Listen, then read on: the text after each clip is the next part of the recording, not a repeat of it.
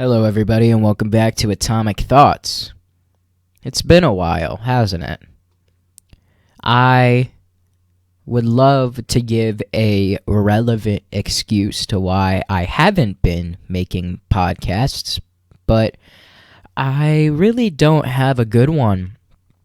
I'd like to say that, I got busy with school and college, so I stopped doing it because the workload was too much. But that wouldn't be true because I have plenty of time outside, especially on the weekends. I'd like to say that there was something big in my personal life that occurred that took away a lot of my time. But really, I have just the major reason why I stopped making episodes, and I haven't made one since I believe the end of August, was I lacked motivation. And I would always think, yeah, it'd be cool to make an episode, but I'd never do it. And I don't really know why. I think part of it is because it's just I don't know. I really don't know. I mean, it was really just a lack of motivation. I didn't really enjoy it, I guess, was part of it, as much as I did for the first 15. And then I guess another part is just laziness and procrastination. Like, oh, there'll be another day. Oh, I'll do it tomorrow. And that's always been a problem in my life. I've always had a problem with procrastination. And I'd like to think it's gotten better over the years, but it's almost like I get better in procrastination in one area, and then it shifts to a new area in my life. So, honestly, for that reason, I say this a lot. I do this show for fun, and I want to continue to do it, but I can't make any promises about a schedule to follow. Like, expect to have uploads every Monday, Wednesday, Friday, or every Monday, or every or every other Monday. I can't make that promise. The only reason I'm doing it today is because, FYI, I'm back at college, spring semester, but it's a snow day, and I'm extremely bored. All I've been doing for the past 3 hours is watching YouTube videos, and I'm bored, so I felt like doing a podcast episode. I honestly don't know how well this episode's going to turn out because I'm out of practice. I'm very rusty. Before starting this recording, which the fact that I've gotten 3 minutes in is good, because before I kept trying to record this intro bit, and it just felt so unauthentic, and I couldn't get through it, and I couldn't find a way to make the words flow that sounded natural. And basically what I was trying to say is that, if you're listening to this podcast for the first time on a platform that you don't usually listen it to on, and you're worried that you can't listen to this podcast because maybe all the other podcasts you listen to exist on one platform that you use. That's what I do. Like, I only use Apple Podcasts and sometimes YouTube for the podcasts I listen to. So, for example, when Joe Rogan went to Spotify, I used to listen to his podcast, and now I don't anymore because I'm too lazy. And I don't want all my podcasts in all these different areas, whatever. So, if you're worried about that, don't, because it's on every platform, major platform that you get your podcasts on, and now is on YouTube. If you want to check out the YouTube channel, it's just the name of the show, Atomic Thoughts, and the profile picture is the same as the logo art for the show. So it's pretty easy to find if you just look up Atomic Thoughts on YouTube, and it's probably easier if you change the search filter to channel instead of video, because I don't know, he's probably got 10 subscribers, so it's going to be harder without that. Another thing I want to touch on before I get into any topics today is how, if you feel like you want to make a contribution to the show, there's a link in the description that you can sign up for to make monthly contributions.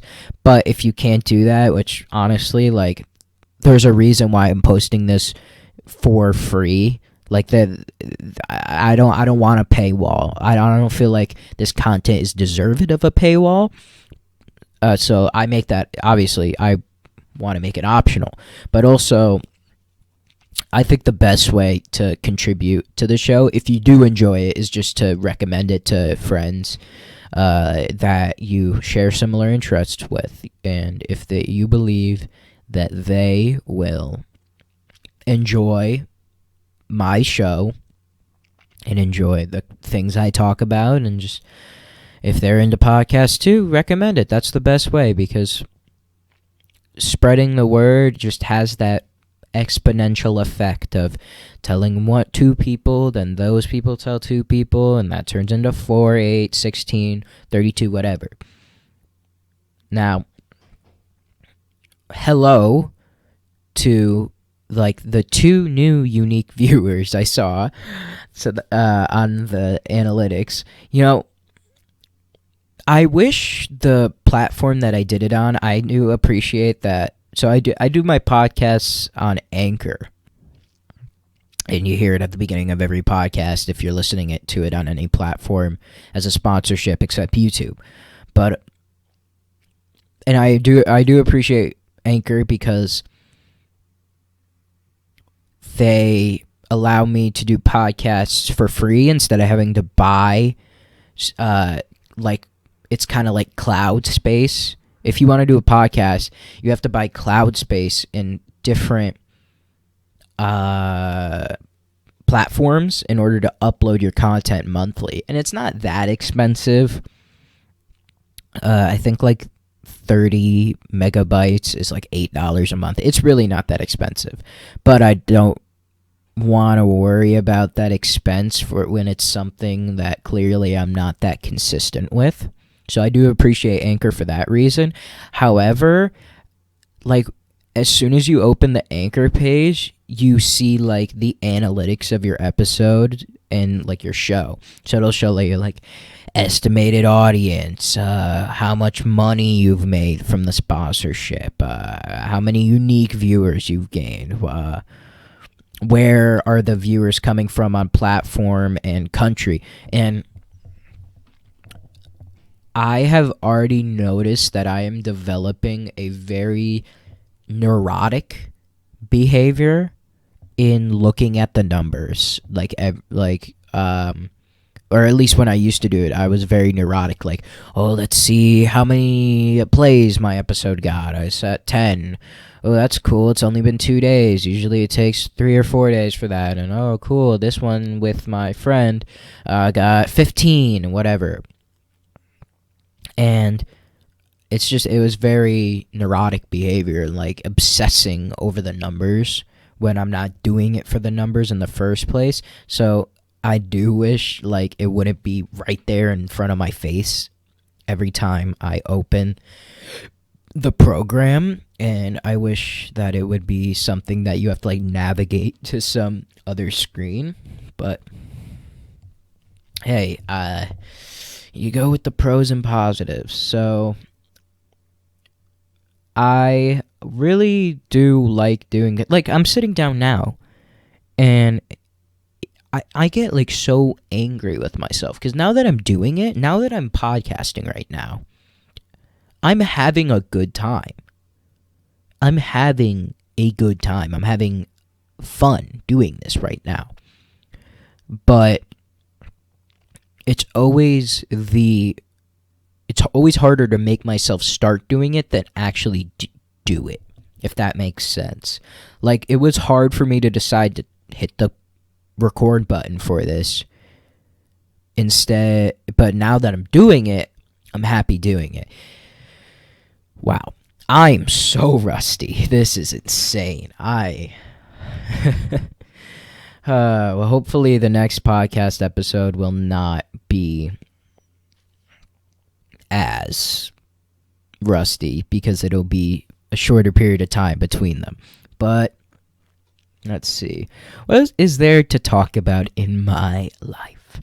As I mentioned earlier, I'm back at school, spring semester, and I gotta say, it is pretty fucking boring still. Like, but like the classes I'm taking this semester, I don't think any of them really are that intriguing to me. It is early, like it's only the second week of actual like major classes, not including the introductory week where all the teachers go over like, yeah, this is the syllabus. If you've never seen a syllabus before, it shows you like what range an A is and a B, like stuff like that, and it's necessary but annoying. So I have political theory, which is towards my political science degree, which is basically all about, it's kind of like reading a bunch of literature on the initial theories of politics. So right now I'm reading The Republic, or excerpts at least from The Republic by Plato, and that book's all about like him. It's basically him and Socrates, who are like these ancient philosophers, talking with other ancient philosophers, and they're making points, and then the other ancient philosophers the whole time are just like, yes, very true, yup, the whole time. It's like 8 yes men, and then just them two spitting facts. So, and the whole thing is like, what is justice? What is injustice? Why is justice better than injustice, or more advantageous for a person than injustice? So it's somewhat interesting, but it's like I'm not that intrigued by it. And then in the future, I think I'm gonna read The Prince by Machiavelli, which I don't know anything about Machiavelli or anything, but I've heard of the term Machiavellism, which I can only assume is from his name. And that's all about someone being like deceiving and cynical to like be advantageous towards themselves. So maybe it'll probably be something about that.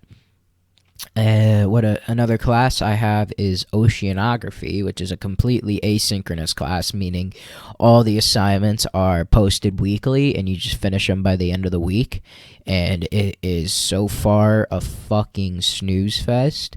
Like, the first class was about the Big Bang Theory, like, and about topics I learned in 6th grade. And, like,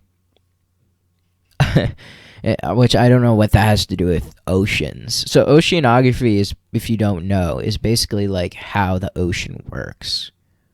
And it's different from marine biology because like oceanography includes more than one field. So like it can include biology, but it also apparently includes chemistry and physics and stuff like that. And I'm taking the course for a gen ed requirement, I think, like for a science requirement, and another class I'm taking that's asynchronous is psychology, which is also asynchronous and is also, I don't know, hopefully it'll be more interesting. I have hope in the class that the topics at least will be interesting, but it's just sad that like it's just more engaging to learn about a topic live than it is through a video recording. It's hard to pinpoint the reasonings. I think one, there's like a weird connection you get from seeing it live that you don't get from seeing it post live. Like you're not as connected with the person talking about the topic. Also, a lot of times when someone's just recording the video, it's hard for that person to be energetic because it's really like it's hard to imagine talking to somebody instead of just talking to a camera alone in a room. Like right now, I'm talking into a mic, and I have to force myself to think that I'm talking to an audience. I'm not talking to myself in a room. And that's how I that's how it helps me in that mindset of thinking to be more energetic and not just like talk like this to myself, and like, because that's how I would talk to myself. I think I'm also more used to talking to myself because I'm an only child, well, virtually an only child, and so I spent a lot of time alone in my room, and I don't know, it's just very natural for me to talk to myself, and I don't find anything wrong with it. Anyway, another class I'm taking. I feel like right now I just imagine it sounds like I'm writing like a 5th grade like paper on my classes this year. Another class I'm taking is this, and I like it because of this. And next, another. So anyway, I'm also taking game theory in the natural science and social sciences, which is basically, game theory is a class about economics, and it's basically, or it's labeled under economics because that's what game theory is usually used for. However, it can be used in other fields. So game theory is basically like a tool, a mathematical tool that decision makers or players can use to make decisions and choose strategies based on knowing the potential strategies of the other players involved in the game. So it's kind of like a big metaphor for strategy choosing. And so, for example, the most basic one that we've learned so far is the prisoner's dilemma. And the prisoner's dilemma is you have two criminals who have been arrested for a crime, and there's different names for the strategies that you can give, but let's just say one is cooperate and the other one isn't cooperate with the police. So if criminal 1 cooperates and criminal 2 cooperates, they both get 3 years in jail. If they both don't cooperate, they get 5 years in jail. But if player 1 cooperates and player 2 doesn't cooperate, then player 1 gets 0 years and player 2 gets 10, and vice versa. So you can kind of imagine it in a matrices. And so basically what game theory is trying to decipher is what is the best response for each player, which strategy is the best. So clearly the best strategy for each player would be to cooperate, because in either case they get the best outcome for themselves. So, because if criminal 1 cooperates and criminal 2 cooperates, they both get 3 years, which is better than both of them not cooperating, which is 5 years. 3 is less than 5, meaning 3 is better than 5 in this scenario. And if player 2 doesn't cooperate and player 1 cooperates, then he gets 0 anyway, and 0 is less than 10, so that strategy is just better than not cooperating. Now, player 2 knows this, so it's also important to understand that, like, criminal 2, like, all the players involved know the strategies of the other players. So, like, it's the most likely scenario is that they will both cooperate and they'll get 3 years each. So that's an example of game theory. Another class, and then another class. How many have I named? I named Psych. I named Game Theory. I named Oceanography. I'm taking a class in Latino literature and culture, which is for another general education requirement in like the diversity section of it. In the right now we're reading a book about like America, the retelling of like American history through the Latino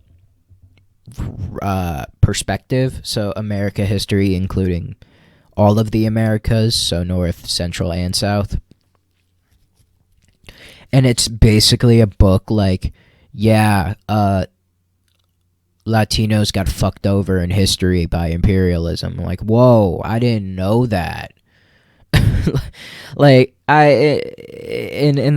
so that class is synchronous, and it's a lot of people liking to hear themselves talk, and it's basically a bunch of people saying the same, like giving the same opinion in different ways. Like it may sound like it's a different topic, but it's really the same opinion. Do you know what I'm trying to say?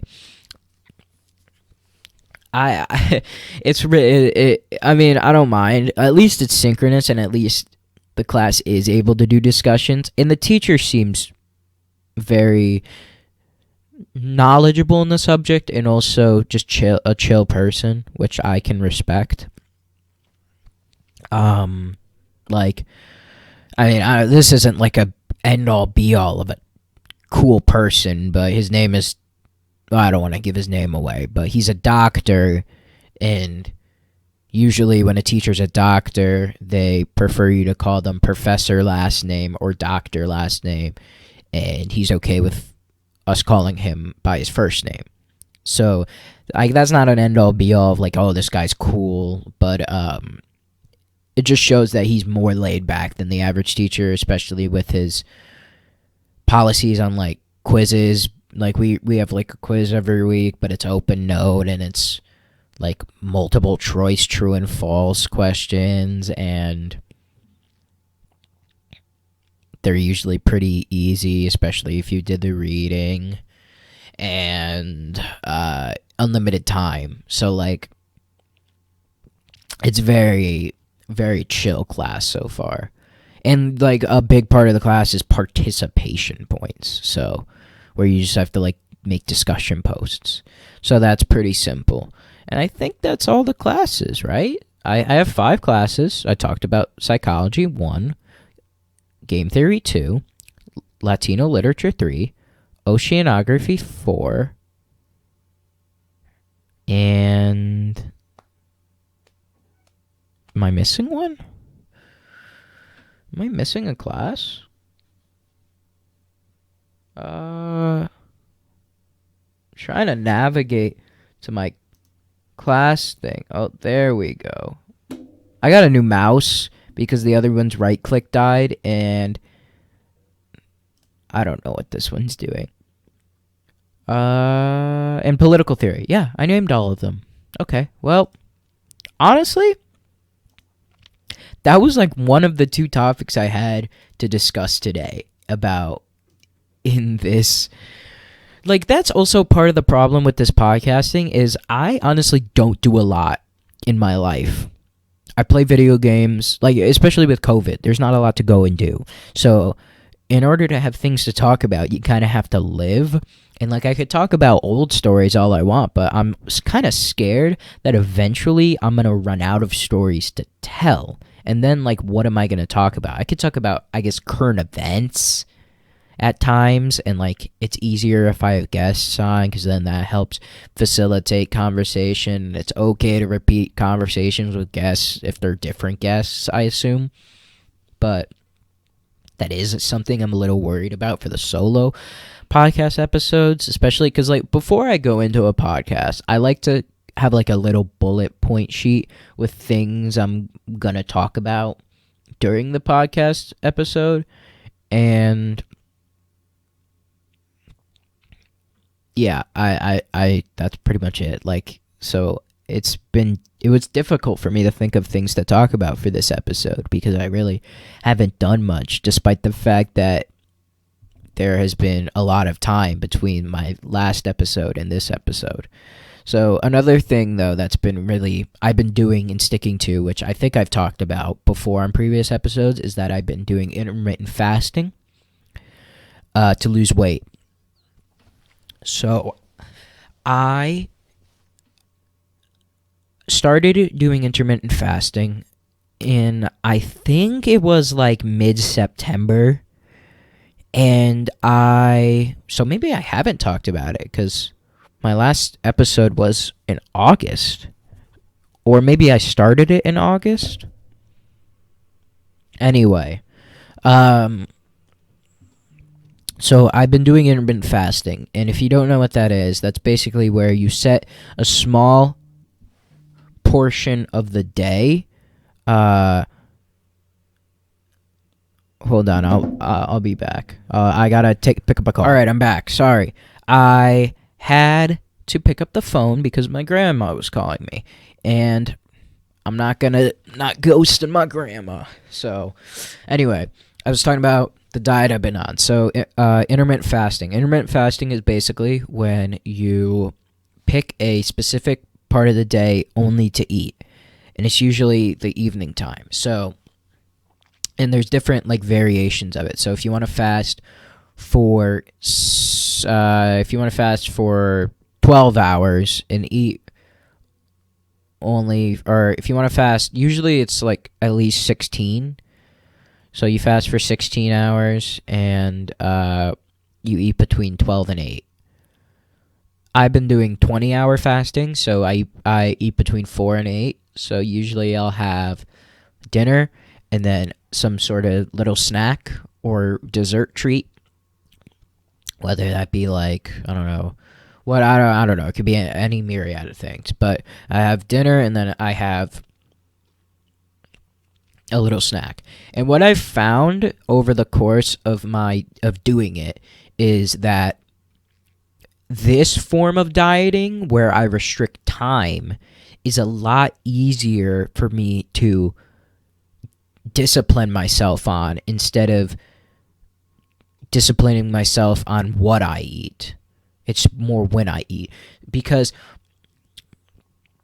I've tried to diet in the past where I try to eat more healthy foods and all that, but I usually overcorrect and then I fall back into like over snacking, especially at night, which is terrible because your body doesn't metabolize any of the fat that you get from snacking at night. So that's a big thing I've cut out over the span of the months I've been doing it on this diet. And so being able to like eat whatever I want, like within reason. I'm not like stuffing my face with crap, but I'm also not like eating the healthiest options. Like I'm not having a salad I'm not eating vegetables every day. I'm not whatever. Like sometimes I'll eat a fried thing instead of a grilled thing or whatever, but I've found that it's a lot easier, and like it also makes me more mindful when I'm eating and slows me when I'm eating because it's the only meal I'm going to have in the day. So it makes me a bit more appreciative of like the flavors I'm tasting because it's a bigger part of my day. And this has been it hasn't been life altering, I would say, the amount of weight I've lost, but it's been pretty good. I think I've done a pretty good job. At my head, so I technically started trying to lose weight like 2 years ago, but it was pretty half-assed. I only started losing weight, really trying to lose weight, in either late August or mid-September. Now I forget the start date, but if we were to, so at my heaviest in that 2-year period, I was at 252 pounds. And to give you a little bit of perspective, I'm 5'8" on a good day, like in shoes. So wearing 252 on a 5'8" body develops some strong calves, but not a strong heart or anything else strong. And it's just, I mean, it's morbidly obese. Like, there's no other way of classifying it. Then over the span of a year, I wouldn't even say I ate that much more healthy, but I somehow got down to around 240, like 244, 240, between that range. And I was around that range when I made the decision to start doing intermittent fasting in August and September. And now that I've done that, now at this point on, so I don't check my weight every day, and I don't even have a scale in my dorm because I don't like to, like I mentioned earlier, I can become very neurotic over numbers, and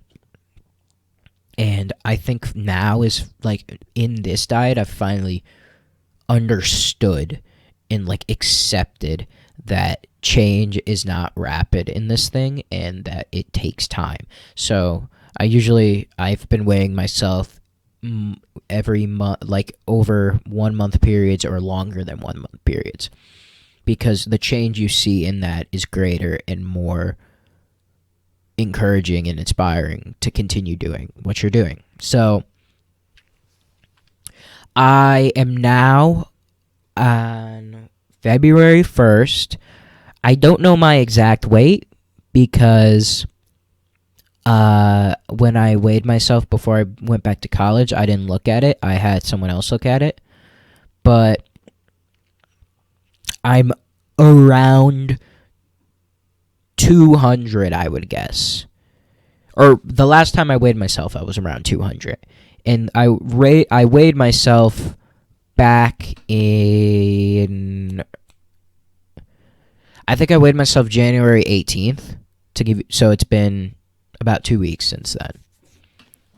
Yeah, that makes sense. So it's been about 2 weeks since then, and so I'm probably, I would expect that I'm still around 200. I'm either at 200 or like maybe a little below 200. It would be my guess.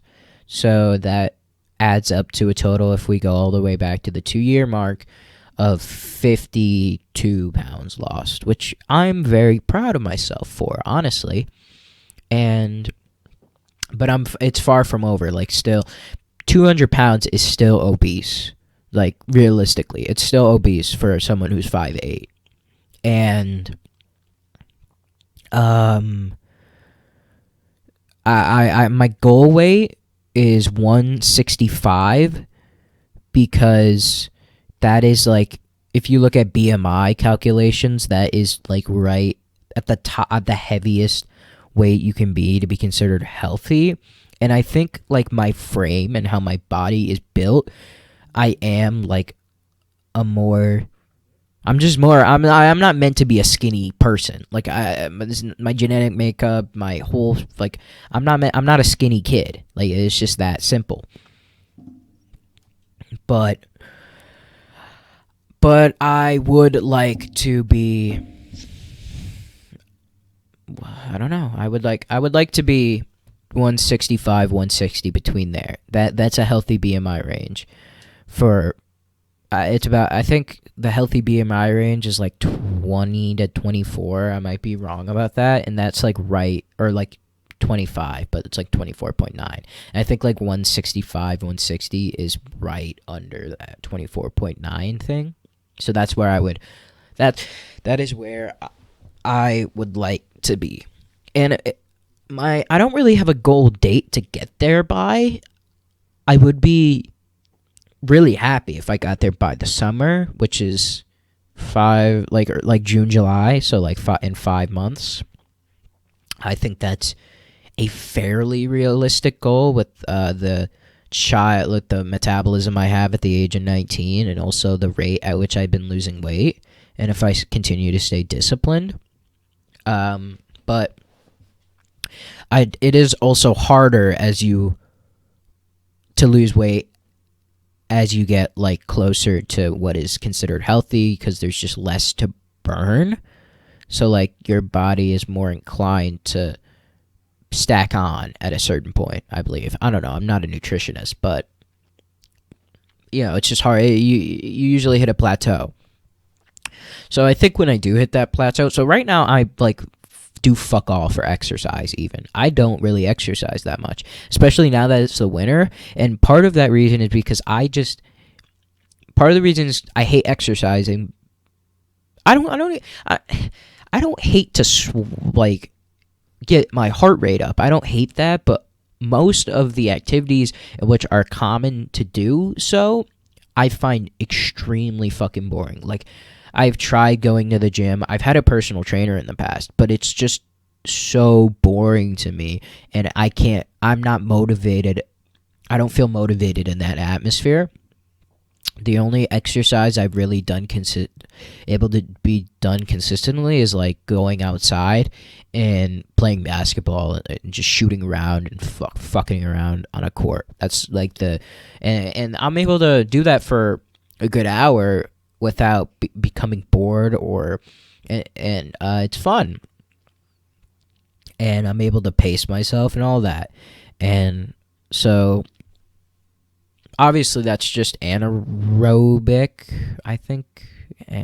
Obviously that's just cardio. But and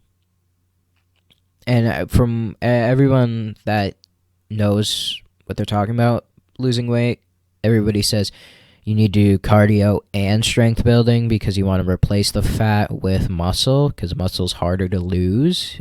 But right now I'm not concerned about getting jacked. I just want to look healthy. I just want to be healthy. Like, I think I've talked about this on the podcast too, but if you haven't, what really inspired me to do this is before I went to my fall semester, I got blood work done, and I had pretty normal levels, except I had high insulin levels. And that is a sign of diabetes or potential future diabetes. Now, the test was kind of fucked, to be honest, because I didn't know I had to fast for 8 hours before doing it, because there was nowhere on the instructions saying that I had to do that. So I had eaten lunch before, like a couple hours before, so having done that can fuck with the test results, especially with insulin. But regardless, like, you're not going to be healthy at 5'8" when you're 40 and you're 240 something 50 pounds. Like, there's no universe where you are healthy like that. Like, I don't want to grow up and have to worry about the possibility of heart failure or a heart attack or any of that. I don't want to worry about hypertension or getting diabetes in the future or whatever. I don't want to have to worry about those conditions as I get older. And I'm really I don't really have that many more years to lose weight, to easily lose weight. Because as you get older, your metabolism slows, and my metabolism already fucking sucks. So, I mean, now is the time to do it while I'm still young. And every time, and it really was a change of mindset where it's like, would you rather have a scoop of ice cream, another scoop of ice cream tonight, or would you rather not have a heart attack at 40? And I'm like, yeah, I don't need that scoop of ice cream.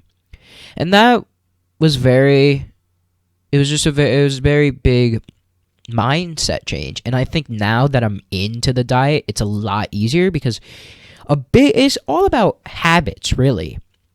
And they say it takes a month to break a habit and a month to replace a habit. So I'm past that, and now, I mean, does it sometimes suck at like 2 o'clock during the day, and I'm hungry? Yeah, but then I drink some water and I'm fine. Or like, does it sometimes suck that like I want to have sweets or whatever? Yeah, sure, it sucks, but it's just I feel better. To be honest, though, like one thing that I am confused about is a lot people say that you're supposed to get this new, like you're supposed to be more energized as you lose weight, but I have been extremely tired during the days. And I think part of that might be like just I live a very sedimentary lifestyle. So I think like just not moving a lot in general encourages that. Especially not like especially like in my dorm, there's nobody. Now that it's winter, like it's not enjoy. It's not in. I don't enjoy walking outside in sub-zero temperatures. Call me a pussy, but I don't. It's not one of my favorite pastimes. So now I'm even more confined indoors, especially with like there's nowhere to go indoors to do activities because COVID fucked that. Like if I had my choice, I'd be at the rec center like every other day playing basketball because they have indoor courts, but the courts are closed and only like the gym section's open, and I'm not going to go to the gym because I fucking hate the gym and I won't be. And I also feel so awkward at the gym because like I know most of the people there at the gym are probably very supportive of somebody trying to become healthy because they understand the power of positive reinforcement and all that. But I just feel retarded when like I'm like doing weights and like it's probably wrong that I'm doing it, and someone's like some assholes in the corner like, oh, look at this fat ass. It's just fucking social anxiety, honestly. That's what it is. I hate the activities plus social anxiety of being in a public place working out. Not a good combination. Let's see. I fucked up because instead of pausing the previous recording and then restarting once I picked up that call, I stopped it. So now I'm doing a new recording, which I'll have to combine later in the editing process. But because of that, I don't know how long I don't know how long I've been recording for total between this new recording and the previous recording. I think the previous recording was at around 25 minutes, and now I'm at around 17. So, doing my quick math, I'm at 42 minutes, somewhat. You guys will know because you can just look down and see it if you're still listening. But, yeah. So, I'm kind of surprised I've even made it to the 42-minute mark without doing it. I honestly, it's very clear that I've started to shake off some of the cobwebs, but not nearly all of them. Let's see, what else can I talk about? Christmas has come and gone, and for those of you who don't know, my birthday is Christmas Eve, so it makes... Like, at this point, I'm 19 years old, so I don't really care that much about presents, or really, like, the changing of years anymore for my birthday, but so it is, like, hard, because I already suck. I'm really hard to get gifts for, because I am very unhelpful. When you ask me, like, hey, what do you want? I don't fucking know. I can't tell you in the moment at all. But, like, it'll be, like, June, and I'm like, oh, I wish I could get that. Like, a big thing, the only thing I could think of is, like, jerseys. I really wanted to build a new jersey collection and, like, build that up yearly starting now. But I didn't want to get a jersey that fit me now, and then, like, I lose weight, and then by the summer, it looks like a onesie on me. You know what I mean? So... I didn't want that to be the case. So I didn't do that. So that pretty much took all the ideas I had out. I think so. Like, what did I get?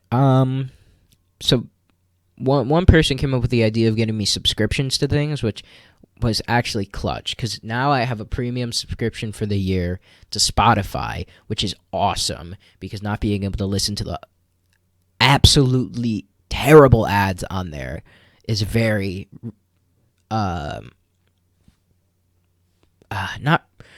relieving, but that's not the word I'm thinking of. Rejuvenating almost. And also being able to look up any song I want is also very nice. It's awesome. And then I've also gotten a premium subscription to the NBA League Pass, so I can watch games outside of my local market, which is really nice because I'm really into the NBA, and being able to watch games I usually wouldn't be able to is really cool. And I've also been a part of, it is also helpful because, like, recently some friends from high school and me started a fantasy league for basketball. And so sometimes I'll tune into the games to see like how my players are performing for my fantasy league. Which, by the way, I'm kind of destroying. Not to toot my own horn, but I'm 5-1, and so I'm second, but I'm tied with the same record as the guy in first. And so there's 3 of us that are 5-1, and then after that, the guy in fourth is 3-3. Below that, 2-4, 2-4, 1-5, and 1-5. And the last 1-5 is a team we had to add that has no manager to have even teams. But my team is kind of destroying, and if you don't know a lot about the NBA, this is probably going to be like 5 minutes of just really boring stuff. But if you are into basketball, this will be fun. So my first pick in the draft was Steph Curry. Now, Steph Curry is, like, it started off kind of rough this season. Like, he was still getting fantasy points, but in terms of actual stats, he was struggling shooting three-pointer and all that. So I was a bit worried, but since then, he has been destroying, and he's literally the 8th best player in the entire league in terms of fantasy points. My second pick was Kevin Durant, who I was a bit worried about because he... So basically, if you don't watch the NBA, you don't know that. So Kevin Durant is also like one of the best players in the league, but there was a lot of worry about him because he was coming back this season from like a 2-year-long, almost like 1.5-year-long hiatus because he tore his ACL and he's been recovering ever since. So people were worried that he wouldn't be his same just 7-foot scoring machine monster self, but he has pretty much dispelled all doubts since then and is an MVP runner, like a contender. So that's awesome. And if he hadn't have missed time because of COVID restrictions, he'd probably be like a top 3 player in fantasy league, but he's top 13 because he missed like a week. But if you like adjusted, he'd be top 3 probably. Let's see. Then I picked... Who did I pick next? I don't honestly know the order I picked them in, but I think I picked Donovan Mitchell next, who is a great player for the Utah Jazz, but he's kind of been struggling a lot recently, and he really hasn't been living up to his potential, so that's been a bit of an L. And then I picked up... I could tell you the exact order. What am I talking about? Hold on. I could tell you the exact order it went in. I don't know why I didn't think I could. All right. So, picked up Steph Curry. Then I picked up Durant. Then I got... then third, I got Bam Adebayo, who has made a major. He's a power forward for the Miami Heat who's made a major leap this season and has provided me with top 20 fantasy league points. Then I picked up Donovan Mitchell. Then I picked up Donovan Mitchell, who I already talked about. Then I picked up Yusuf Nurkic, who was probably the worst pick I had the whole draft because, like, he didn't do well the time I did have him on the team, and then he broke his wrist or something and was labeled to be out for at least 8 weeks. So I had to drop him.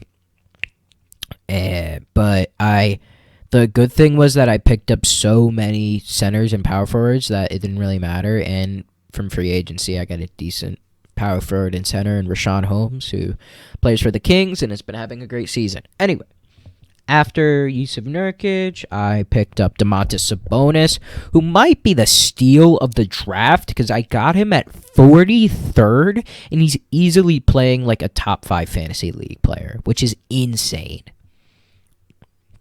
Honestly, I think I might have got the 2 best steals in the draft because I got Domantas Sabonis, and then I got...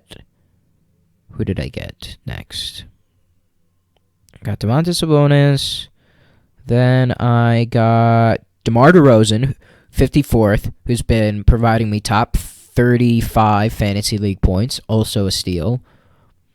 Then I got Malcolm Brogdon, who I got 59th and has been providing me top 15 fantasy league points this season.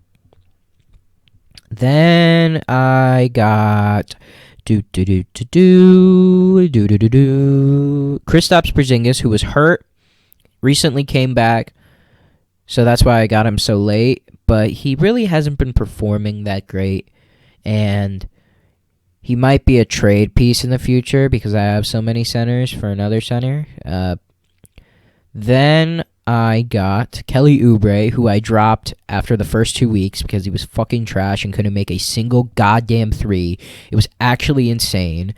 He literally could only make a dunk. He could only make dunks. Like, he couldn't even make wide open layups. It was actually insane to watch games with him.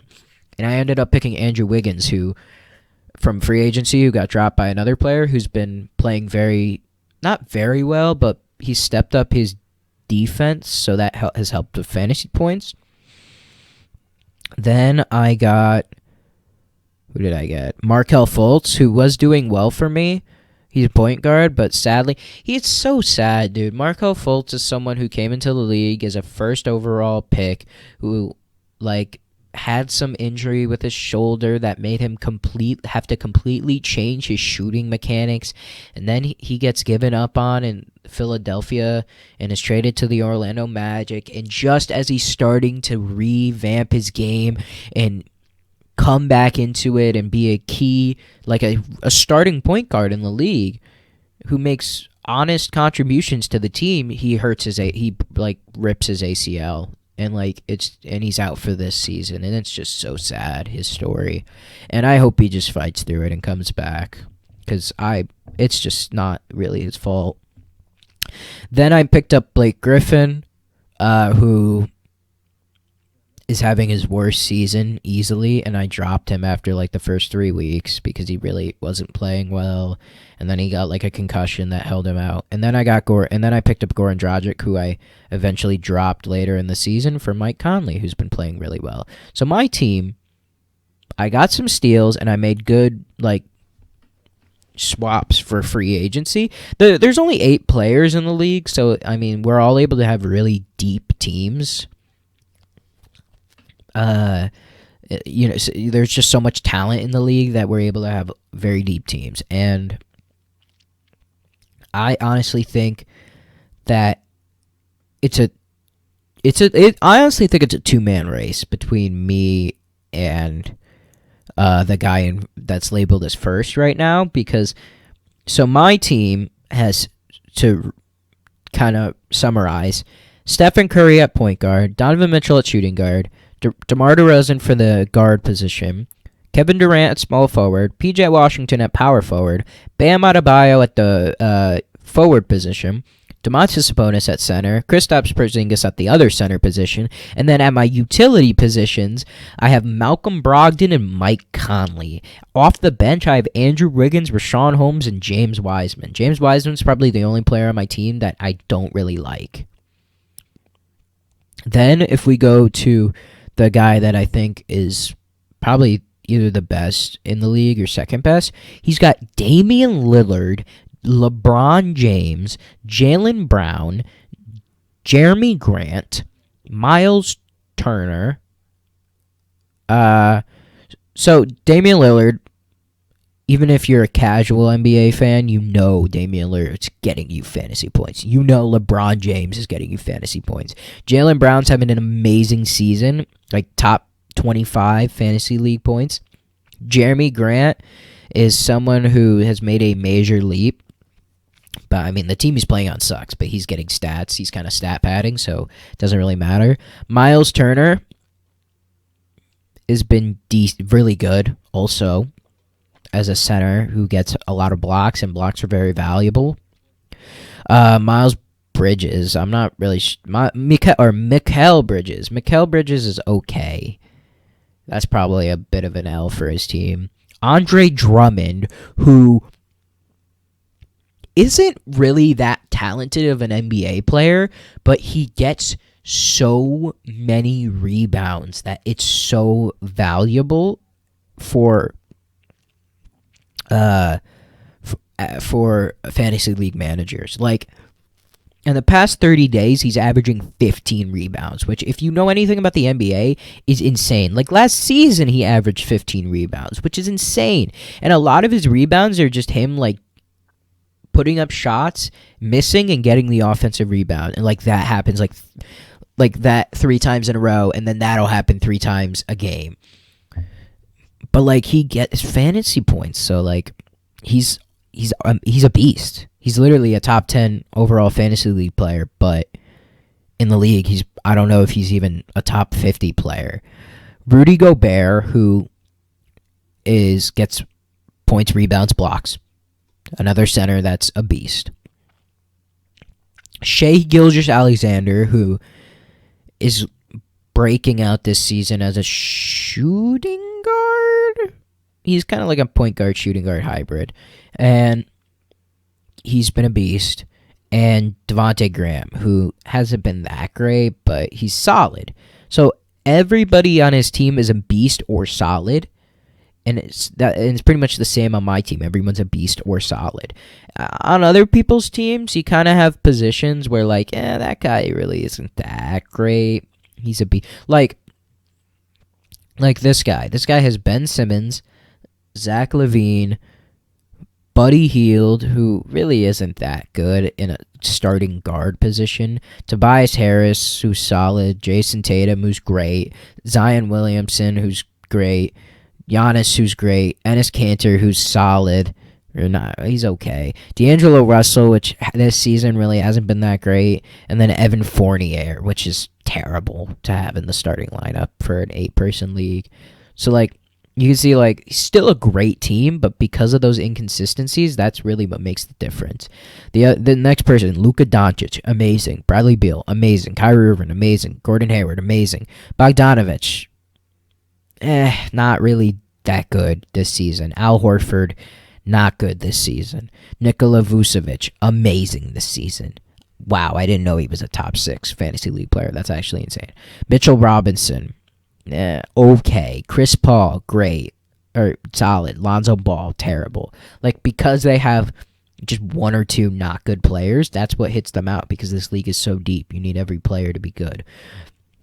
Next person who I'm facing this week has Jamal Murray, Kawhi Leonard, Malik Beasley in the starting guard position, which isn't that great. Paul George, Al Horford, or not Al Horford, Anthony Davis, Brandon Ingram, LaMarcus Aldridge, that is not good for a starting center. Julius Randle, who's top 5 fantasy league? Oh my god, that's crazy. Victor Oladipo, who's just came back from injury, is, I think, doing solid, and RJ Barrett, who's having a great season. So, like, he has amazing players in almost every position, too. But because he has that one or two, like, iffy players, that's what makes the distinction. Next person, Terry Rozier, Drew Holiday, John Morant, OG Anunoby, Nikola Jokic, Pascal Siakam, Montrezl Harrell, John Wall, LaMelo Ball, Dennis Schroeder, Jimmy Butler, Serge Ibaka. Not as good of a team, to be honest. Just not. James Harden, next one. James Harden, Booker, Westbrook, Middleton, Embiid, Christian Wood, Whiteside, Thomas Bryant, Clint Capella, Murray, DeJounte Murray, Tyler Hero, Aaron Gordon, Kevin Love. Pretty solid, but like there's still positions on the team that aren't that good. And then the final player is the managerless team, which is like terrible, especially because it's playing two injured people in its lineup, because it doesn't have a manager to run it. So it's basically a free win every week with Trae Young, Fred VanVleet, De'Aaron Fox, DJ Warren, John Collins, Robert Covington, Karl Anthony Towns, DeAndre Ayton, Kyle Lowry, and Jaren Jackson Jr. And that's the league. Now, I'm sure that was really... I don't know why I did that. Now, hindsight's 2020, but that probably wasn't that entertaining to listen to. My point is that I'm fucking destroying. And if my math doesn't deceive me, I think this is a good place to wrap up. I don't want to talk about too much more because I want to have topics to talk about in the future. So, if you enjoyed on whatever platform you're listening to, if you're listening to an Apple Podcast, you can leave a 5-star rating. Really helps. Recommend it to other people. If you're listening on YouTube, you can leave a like. If you didn't, leave a comment on the YouTube video or leave a review on Apple Podcasts telling me why and what I could do better. And I hope all of you have a great week, a great rest of your day, and I'll see you guys in the next one.